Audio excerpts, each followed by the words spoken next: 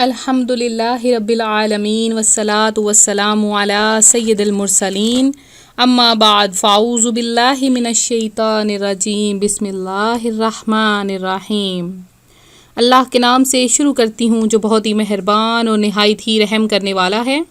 روحانی وظائف چینل کی طرف سے تمام ویورز کو السلام علیکم ورحمۃ اللہ وبرکاتہ۔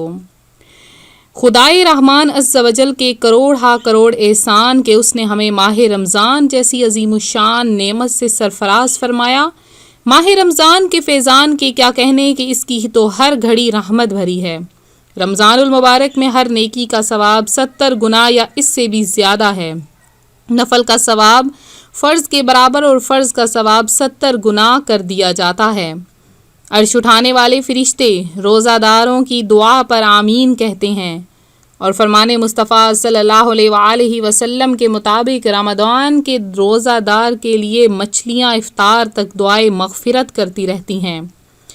اللہ کے محبوب صلی اللہ علیہ وآلہ وسلم کا فرمان عالی شان ہے کہ روزہ عبادت کا دروازہ ہے۔ رمضان یہ رمز سے بنا ہے جس کے معنی ہے گرمی سے جلنا، کیونکہ یہ جب مہینوں کے نام قدیم عربوں کے زبان سے نقل کیے گئے تو اس وقت جس موسم تھا اس کے مطابق مہینوں کے نام رکھ دیے گئے۔ اتفاق سے اس وقت رمضان سخت گرمیوں میں آیا تھا، اس لیے اس کا نام یہی رکھ دیا گیا۔ حضرت مفتی احمد یار خان نائمی فرماتے ہیں کہ جب مہینوں کے نام رکھے گئے تو جس موسم میں جو مہینہ تھا اسی سے اس کا نام ہوا۔ جو مہینہ گرمی میں تھا اسے رمضان کہا گیا، اور جو موسم بہار میں تھا اسے ربیع الاول، اور جو سردی میں تھا جب پانی جم جاتا ہے تو اسے جمادی الاولیٰ کہا گیا۔ حضرت سیدنا ابو سعید خدری رضی اللہ تعالیٰ عنہ سے روایت ہے، مکی مدنی سلطان رحمت عالمیان صلی اللہ علیہ وآلہ وسلم کا فرمان رحمت نشان ہے، جب ماہ رمضان کی پہلی رات آتی ہے تو آسمانوں کے دروازے کھول دیے جاتے ہیں اور آخری رات تک بند نہیں ہوتے۔ جب کوئی بندہ اس ماہ مبارک کی کسی بھی رات میں نماز پڑھتا ہے تو اللہ تعالیٰ اس کے ہر سجدے کے عوض یعنی بدلے میں اس کے لیے 1500 نیکیاں لکھتا ہے، اور اس کے لیے جنت میں سرخ یاقوت کا گھر بنایا جاتا ہے۔ پس جو کوئی ماہ رمضان کا پہلا روزہ رکھتا ہے تو اس کے سابقہ گناہ معاف کر دیے جاتے ہیں، اور اس کے لیے صبح سے شام تک 70,000 فرشتے دعائے مغفرت کرتے رہتے ہیں۔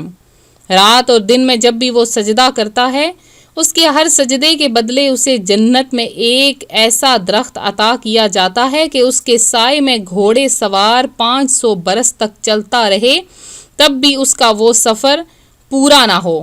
اب روزہ دار کو 5 جو خصوصی کرم ملتے ہیں، وہ کون سے ہیں؟ اگر آپ روزہ دار ہیں تو یہ کرم آپ کو بھی ملیں گے، جیسا کہ حدیث مبارکہ ہے۔ نبی پاک علیہ الصلوۃ والسلام کا فرمان ذیشان ہے کہ میری امت کو ماہ رمضان میں 5 چیزیں ایسی عطا کی گئیں جو مجھ سے پہلے کسی نبی کو نہ ملیں۔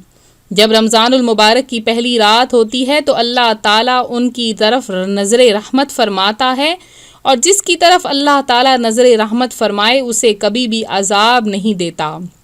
شام کے وقت ان کی منہ کی بو جو بھوک کی وجہ سے ہوتی ہے اللہ تعالیٰ کے نزدیک مشک کی خوشبو سے بھی بہتر ہے۔ فرشتے ہر رات اور دن ان کے لیے مغفرت کی دعائیں کرتے ہیں۔ اللہ تعالیٰ جنت کو حکم فرماتا ہے، میرے نیک بندوں کے لیے تیار ہو جاؤ، ان قریب وہ دنیا کی مشقت سے میرے گھر اور کرم میں راحت پائیں گے۔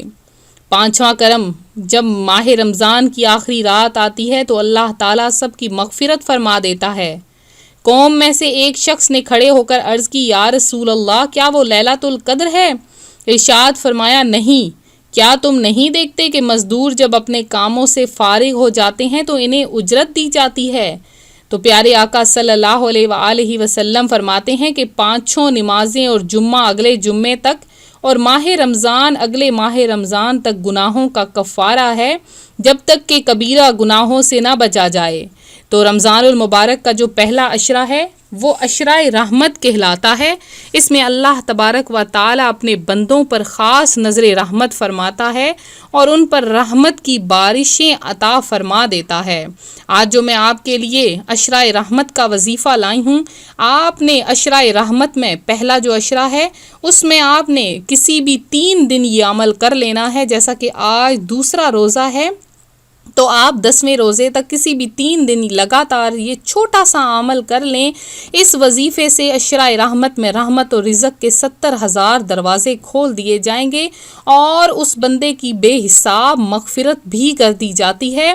تو آپ لوگ عشرہ رحمت میں رحمت سے مستفیض ہونا چاہتے ہیں تو یہ عمل ضرور کریں کہ آپ نے یہ عمل فجر کی نماز کے بعد یا عشاء کی نماز کے بعد، یہ دونوں نمازیں منتخب ہیں اس وظیفے کے لیے، آپ نے ان دونوں نمازوں میں سے کسی بھی نماز کے بعد یہ عمل کرنا ہے کہ جب آپ نماز سے فارغ ہو جائیں تو وہی جائے نماز پر بیٹھ کر اللہ تعالیٰ کے 2 نام آپ نے پڑھنے ہیں، یا واسع اور یا قیوم، یا واسع یا قیوم۔ سورہ حشر کی آخری آیت ہے، یہ آپ نے صرف 3 مرتبہ پڑھنی ہے۔ اس کو کس طرح سے پڑھنا ہے سن لیجئے۔ بسم اللہ الرحمن الرحیم، 3 مرتبہ آپ نے بسم اللہ الرحمن الرحیم پڑھنی ہے۔ پھر آپ نے هو اللہ الذی لا الہ الا هو عالم الغیب والشہادۃ هو الرحمن الرحیم، هو اللہ الذی لا الہ الا هو الملک القدوس السلام المؤمن المہیمن العزیز الجبار المتکبر سبحان اللہ عما یشرکون، هو اللہ الخالق البارئ المصور له الاسماء الحسنى یسبح له ما فی السماوات والارض وهو العزیز الحکیم۔ یہ آپ نے 3 مرتبہ اس آیت کو پڑھنا ہے۔ یہ سورہ حشر کی آخری آیات ہیں، آخری 3 آیات ہیں، آپ نے ان کو، اور اس کے بعد آپ نے اللہ کی بارگاہ میں گڑ گڑا کر اپنی حاجت کے لیے دعا کرنی ہے۔ تو دیکھیے گا اس وظیفے سے صرف 3 دن آپ نے یہ وظیفہ کرنا ہے، تو اس وظیفے سے عشرہ رحمت میں رحمت آپ پر برسے گی، رزق کے 70,000 دروازے کھل جائیں گے، اور اللہ تعالیٰ اس سورہ حشر کی آخری 3 آیات کے صدقے میں 70,000 فرشتے آپ کے لیے دعائے مغفرت کریں گے۔ تو بہت ہی مجرب ترین عمل میں آج آپ کے لیے لائی ہوں، آپ نے یہ ضرور کرنا ہے اور ہمیں بھی دعاؤں میں یاد رکھنا ہے۔ میں ان چند بہن بھائیوں کا نام جو ہے وہ خصوصی دعا میں شامل کر دیتی ہوں جنہوں نے سب سے پہلے خصوصی دعا میں اپنا نام لکھوایا ہے۔